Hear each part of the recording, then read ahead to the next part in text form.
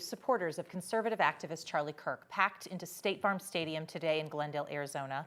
This was for his memorial service. And several high-profile Republican leaders, including President Donald Trump, are speaking at the service. People began lining up well before dawn to secure a spot inside the stadium. Speakers highlighting Kirk's faith and his strong belief that young conservatives need to get married, build families.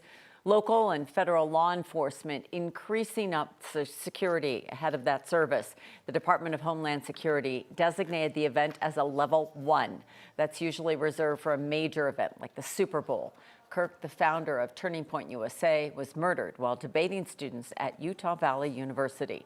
His former pastor was just one of many sharing words about Kirk's life.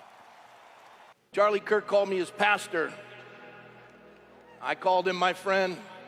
He had more lifetimes in 31 years than all of us have in the entirety of our own. And as I was thinking about that, to recount all that he's accomplished in 31 years is quite a feat.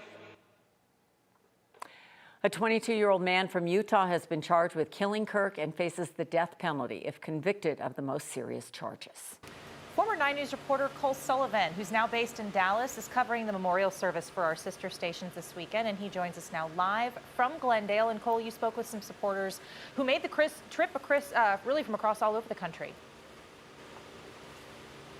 From all over the country, Jenny, Kim, good to be with you. Right now, President Donald Trump is speaking. He's the final speaker on stage at State Farm Stadium behind me. But some of the most emotional moments from people who traveled, as you said, all across the country happened just minutes ago when Erica Kirk spoke, the widow of Charlie Kirk, the conservative activist. She detailed how her late husband wrote her love notes every weekend and forgave the man accused of killing him.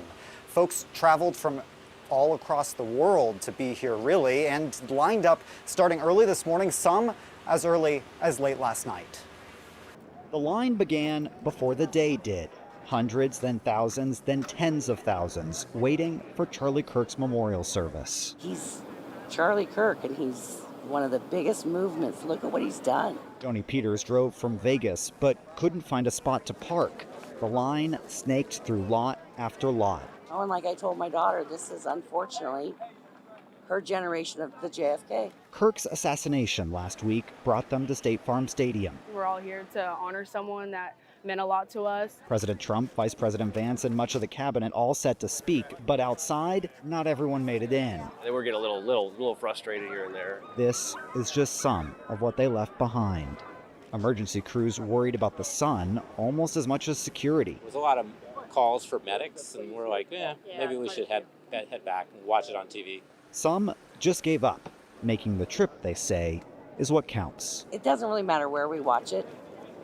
You know, it's that we're here to show the support, and we just want to be a part of it, all of us. One thing we did not see in all those lines of people waiting to get in, protesters. Only 3 or 4 on a street corner here, and that was about it. As I said, right now, President Trump is on stage, and we could hear the roar from inside State Farm Stadium as he took the stage. We talked about people coming from everywhere. Estimates from Turning Point USA were about 200,000 people registering for this event. Less than that showed up. About 95,000 people are current estimates from local authorities. That more than fills the stadium behind me and leaves about 9,000 people in the overflow arena next door. Jenny, Kim. Still a very, very big event. Yeah, huge event, and the security is held up, and now at some point they're all going to exit, but it's been quite a long day there for all of them, Cole.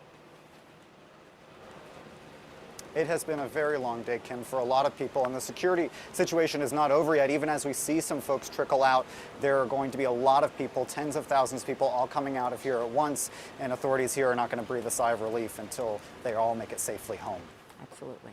All right. Thank you, Cole. Thanks, Cole.